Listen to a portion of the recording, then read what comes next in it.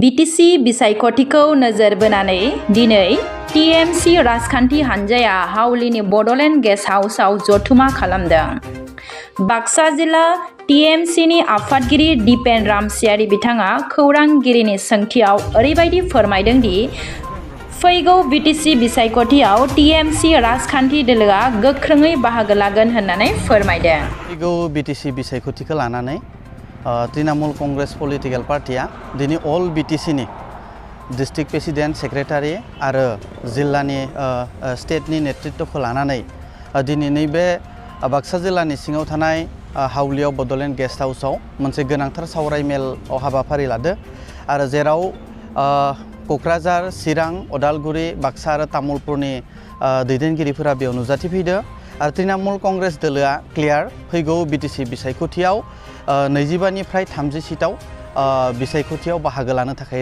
Already जाबाय।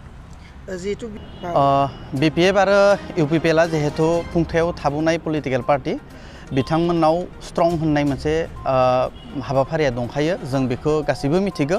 थेवबो BPF आरो इउपिपिएलखौ दासान्दि रायजोफोरा बिथांमोननि खामानिखौ मोजां मोनियाव मोनसे अपसन नागिरदों आरो बे अपसननि थाखायनो नैबे जोंनि तृणमूल पलिटिकल पार्टीखौ बजबनानै लागोन रायजोफोरा बेखौ जों नुनो मोनदों। इउपिपिएल सरकारा जिखिनि मावबोबाय दा जेरैबायदि नुनो मोनदों जौगानायनि हाबाफारिखौ लानानै दान्थे बिदान्थे जों नुनो मोनदों।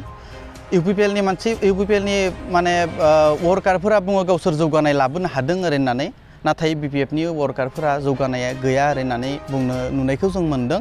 किन्तु जोंनिया बिपिएफ आरो इउपिपिएलनि एगेन्स्टआव नङा, जोंनिया जाहैबाय जों मा मावनो हागोन, जोंनि पलिसिया मा, जों रायजोनो मा होनो हागोन, बेबायसा मोनसे पलिसिजों जों आवगायनायनि मोनसे हाबाफारि लादों। गासै बिटिएडिआवनो तृणमूल कंग्रेसआ बाहागो लागोन, नाथाय आङो बाक्सा जिल्लानि आफादगिरि हिसाबै आङो बाक्सा जिल्लानि मोन6 एमसिएलए समस्तिनि प्राय मोन4 समस्तियाव मथनगुरि, सालबारि, कक्लाबारि आरो बागानपारा बे मोन4 समस्तियाव जोंनि वर्कारफोरा खामानि मावबाय दं आरो मोन4 समस्तिनिफ्राय जों बिजाथि होनाया प्राय 100% रोखा जाना फैदों। बिटिसिआव गोदान हिसाबै बर' रायजोफोराथ' लागोन, मानोना बर' रायजोफोरा ओरैबायसा मोनसे पलिटिकल पार्टीखौ दासान्दि नागिरबाय थायो जि पलिटिकल पार्टीया रायजोनि थाखाय खामानि मावो आरो जि पलिटिकल पार्टीया जोंनि रायजो राजानि सुखु दुखु बा जिकुनु मोनसे समस्यायाव थानाय मोनसे पलिटिकल पार्टीखौ नागिरो आरो वेस्ट बेंगलाव जिहेतु नैबे तृणमूल कंग्रेस पलिटिकल पार्टीया मोजां खुंथाय लाबोनानै रायजोफोरनि अनसायनायखौ लाबोनो हादों। बे समावनो बे बाराव तृणमूल कंग्रेस पलिटिकल पार्टीखौ बिटिसिआवबो बोजबना लागोन होनना जोङो मिजिंथिदों। बिजेपिआथ' एख' फेक्टर नङा बिटिएडिआव बिजेपिआ खुनु फेक्टर नङा, बेखौ जों गासैबो मिथिगौ। मानोना बिटिसिनि मानसिफोरा मोनसे समनिफ्रायनो बिपिएफ, इउपिपिएल आरो बिजेपि एन्टि मोनसे पलिटिकल पार्टीजों लोब्बा लाखिनानै फैबाय दं। बेनि थाखायनो बिजेपिआ खुनु फेक्टर नङा होननानै जों सानो। प्रमद बर' आरो हाग्रामा बेनि एन्सारा बेलेग जागोन आरो बिपिएफ आरो इउपिपिएलनि एन्सारा बेलेग जागोन। बड'फा उपेन्द्रनाथ ब्रह्मनि इयुनावनो बर' हारिखौ जुदि दैदेनबोदोंबा मानाव गेदेर प्रमद बर' सार, हाग्रामा महिलारि सार आरो आथिखालाव जेलाव थानाय रन्जन दैमारि सार बिथांमोना हारिनि दैदेनगिरि, दैदेनगिरिफोरखौ जों बर' हारिया मान होबोनांगोन। मानोना 2003 मायथाइनि सिगाङाव निजिनि जिउखौ खैफोदाव खोलैनानै हाग्रामा महिलारि सारा बर' हारिखौ गेरेमसा हारि दानो थाखाय जिखिनि इनफ्रास्ट्राक्चार बर'निफ्राय लाबोबाय, लामा दालां, इन्जिनियारिं कलेज बा हयथ' हारिनि जिथु सिटुएसन मोनसे परिबेखौ लाबोदो, बेनि थाखायनो हाग्रामा महिलारि सारखौ जों दैदेनगिरि हिसाबै मानिनांगोन।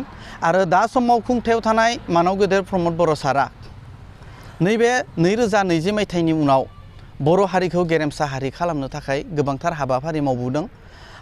बिथाङा इडुकेसन सेक्टरावनो जा, बिथाङा हेल्थ सेक्टरावनो जा बा ट्रान्सपर्ट सेक्टर बा स्पर्ट्स सेक्टरावनो जा गोबांथार खामानि मावबोनायखौ जों नुनो मोनदों। एज ए बर'नि दैदेनगिरि हिसाबै बिथांमोनखौ जों मानियो, किन्तु पलिटिकेल हिसाबै बिपिएफ, इउपिपिएल आरो बिजेपिजों 100% फाइट जागोन तृणमूल कंग्रेसआ, इयो रोखा। फैगौ बिटिसि इलेक्सनाव नोंथांमोना नुनो मोनगोन गासै बिटिसिआव तृणमूल कंग्रेस पलिटिकल पार्टीया मोनसे किं मेकार मोनसे रल लागोन। बेखौ जोंनि वर्कारफोरा बिटिए दिनै गासै जायगायाव हाबा मावबाय थानाय रायजो राजाफोरा जोंनो गोख्रों फोरमायदों।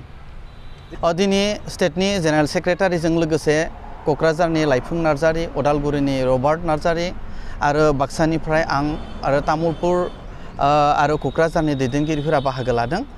खोब मोजां मोनसे हाबाफारि दिनै सावरायनाय जाबाय दं आरो दिनैनि नैबे मेलनिफ्रायनो बिटिसि इलेक्सनाव बाहागो लानाया 100% रोखा जादों आरो क्लियार।